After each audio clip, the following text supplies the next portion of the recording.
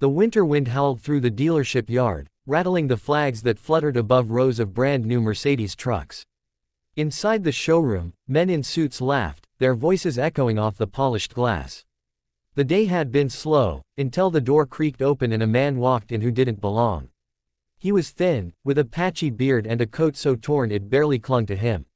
His shoes were cracked, his hands rough, and his eyes, tired yet bright, held a kind of quiet fire. The receptionist stiffened. "Sir, this is a private dealership," she said, her voice uncertain. The man didn't seem to hear her. He walked straight toward the main counter, where the sales manager, Martin, was chatting with a group of younger employees. "Can I help you?" Martin asked, more out of curiosity than courtesy. The ragged man nodded. "Yes," he said calmly. "I'm here to buy 5 Mercedes trucks." For a moment, the room went silent. Then came the laughter. Loud, mocking, uncontrollable laughter. One salesman nearly spilled his coffee. Another whispered, 5 trucks. He probably can't afford a bus ticket. The man didn't flinch. He stood there, his expression unbothered, eyes scanning the catalog that lay open on the counter. "The Actros 1853 models," he added. "With long-haul specs." Martin tried to compose himself. "Sir, those are nearly 200,000 each.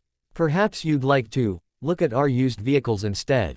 But the man only smiled faintly. "No. I'll take 5 new ones." He reached into his tattered coat and pulled out a small envelope. From it, he handed Martin a cashier's check. Martin's laughter froze mid-air. His eyes darted to the amount, over $1 million. Paid in full. The room fell dead silent. The same employees who had laughed moments earlier now stared at the man as if seeing him for the first time. Martin swallowed hard. "Sir, I'm so sorry. I didn't realize." The man raised a hand. "No need. You couldn't have known." He looked around the room, his voice soft but steady. "I came in dressed like this because I wanted to see how people treat those who seem to have nothing. I lost everything once, my home, my company, my pride. People turned their backs on me. But I rebuilt my business from the ground up, hiring those same people society had forgotten. Now, I run a logistics company that gives ex-convicts and the homeless a second chance."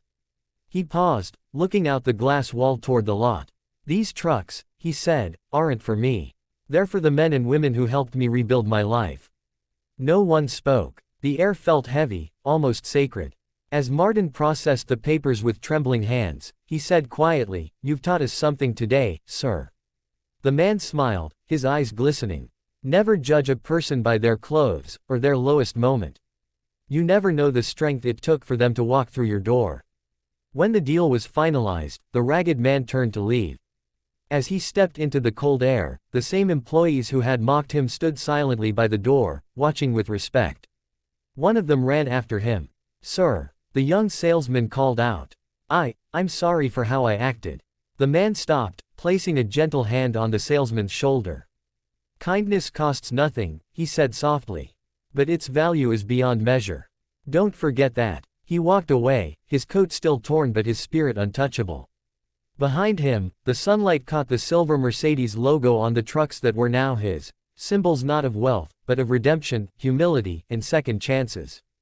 Inside the dealership, no one laughed again that day. They stood quietly, each of them reflecting on what they'd seen. For years to come, employees would tell newcomers the story of the ragged man who bought 5 trucks, and how that day changed the way they saw people forever.